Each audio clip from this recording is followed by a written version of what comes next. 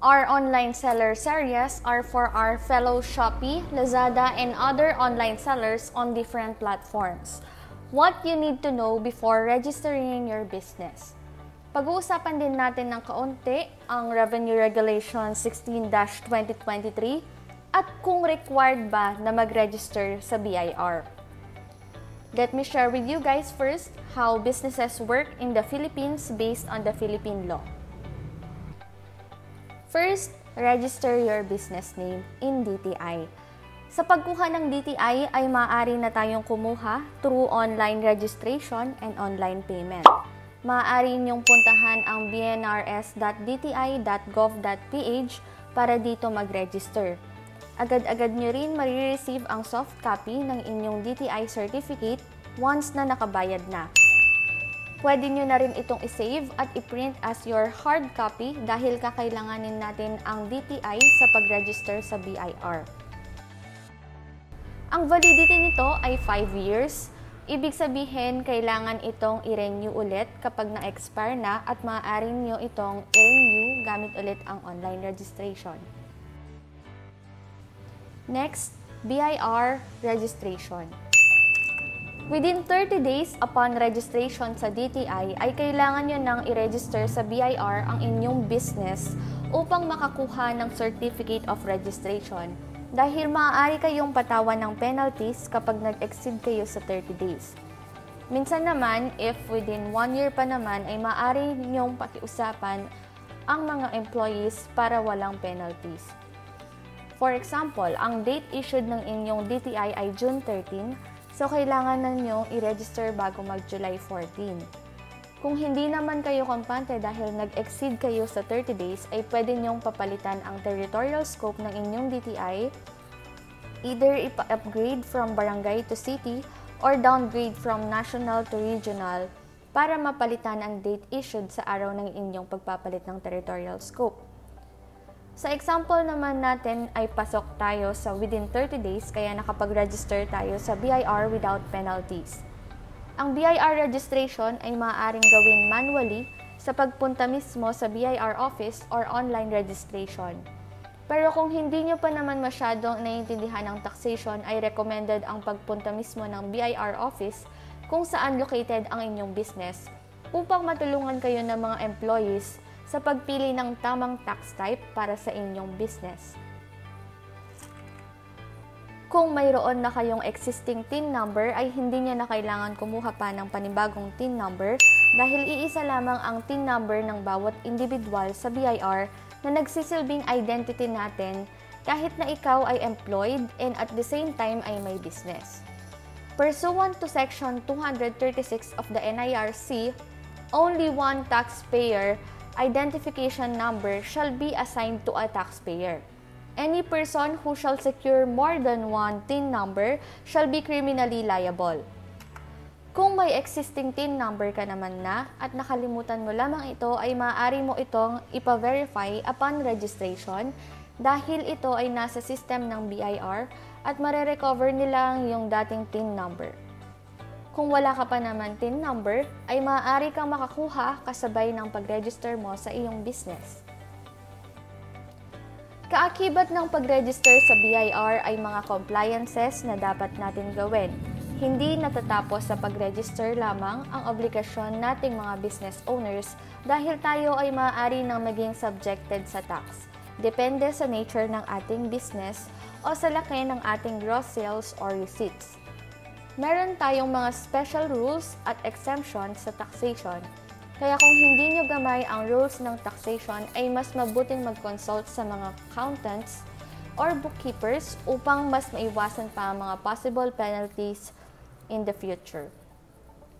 Pwede nyo rin pong i-like ang ating Facebook page para maging updated sa mga tax deadlines or mag-subscribe sa ating YouTube channel at buksan ang notifications dahil magsisimula na po tayong mag-upload ng mga iba't ibang concerns sa taxation, lalong-lalo na sa ating online seller area. Pag nakapag-register na tayo sa BIR, ay makakakuha tayo ng Certificate of Registration or COR mula sa BIR. At dito makikita natin ang ating TIN number, registered business address kung saan located ang ating business. At dahil tayo po ay online sellers, ay magkapareho sa ating home address.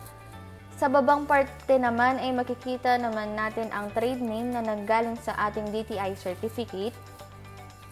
Ang form types naman na nasa COR, ang mga dapat nyong i-file dahil nakabase ito sa kung anong klaseng business ang niregister nyo. Sa filing frequency naman, makikita kung tuwing kailan ang filing ng mga BIR forms na ito at ang filing due date naman ang deadline of filing. At kung hindi mo na i-file ang mga dapat i-file bago ang deadline ay magkakaroon ka na ng penalty sa bawat BIR form na hindi mo na i-file. Bukod pa dito sa mga nakasulat sa COR ay may mga compliances pa na dapat ipasa. Kaya mas maigi na maghanap ng accountant na makakatulong sa inyo. Tulad ng sinabi ko kanina, hindi natatapos sa BIR registration ang kailangan natin gawin bilang business owners at taxpayers. Kaya ugalihin natin maging knowledgeable upang maiwasan ang mga possible penalties. Next, get a business or mayor's permit. Madalas ang karamihan ay nalilito sa business permit o mayor's permit. Ang akala ng iba ay magkaiba ito, ngunit ito ay pareho lamang. Dahil ito ay nakukuha mula sa inyong municipal o city hall at ang mayor ang huling nag-a-approve nito kaya minsan ay tinatawag na itong mayor's permit. Penalties are imposed only if caught operating without registration. Wala naman pong deadline kung kailan dapat mag-register dito, pero ito ay recommended lalong-lalo na sa mga may physical stores, sa mga commercial spaces sa municipality or city. Sa kaso naman ng mga online sellers, dahil tayo ay nag-ooperate ng ating business sa ating tahanan, ay hindi na nire-require ng karamihan ng mga LGU ang pagre-register ng business permit. Ang business permit ay nire-renew on or before January 20 at meron din itong kaakibat na local business tax based on local government code na iba-ibang percentages based sa different municipalities or cities.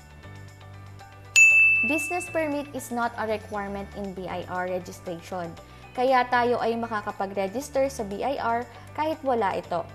Ngunit ito ay magiging requirement kung naisipan na nating ipasara ang ating BIR registration, kaya ang may i-recommend ko dito ay kumuha ng business permit on the last year of your operation kung gusto mo nang ipasara ang iyong BIR registration para magkaroon na ng nakahandang business permit sa BIR closure. Ito ang tatlong ideally dapat gawin ng isang business owner upang maging legal ang inyong business. Sa impormasyon na akin na ibahagi ay sana nakatulong ito upang madagdagan ng inyong kaalaman at makapaghanda bago gumawa ng hakbang. Base sa bagong Revenue Regulation number 16-2023 na nailabas noong December 21, 2023, ay ina-amend nito ang ilang parte ng Revenue Regulation number 2-98 patungkol sa withholding tax na nagsasabing binibigyan ng obligasyon ang mga electronic marketplace operators and digital financial service providers tulad ng Shopee o Lazada na mag-withhold ng taxes sa mga specific taxpayers tulad ng mga sellers na may annual total gross remittances received for the past taxable year exceeded 500,000 pesos or annual total gross remittances received in a taxable year exceeded 500,000 pesos. Ano nga ba ang withholding tax?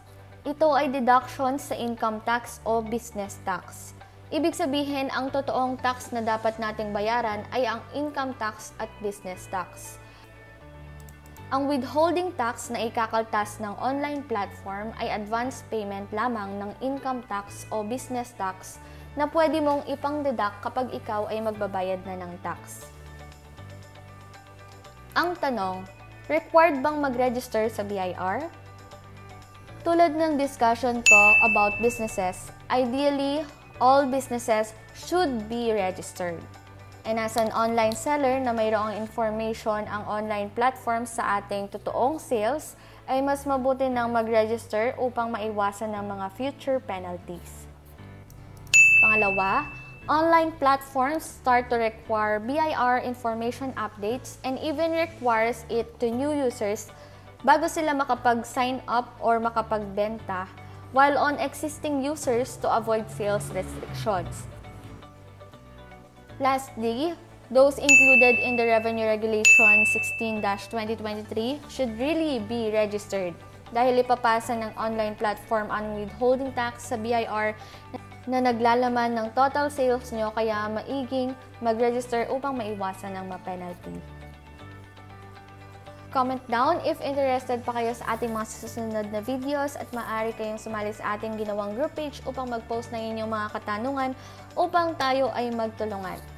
This is your girl accountant providing hands-on training.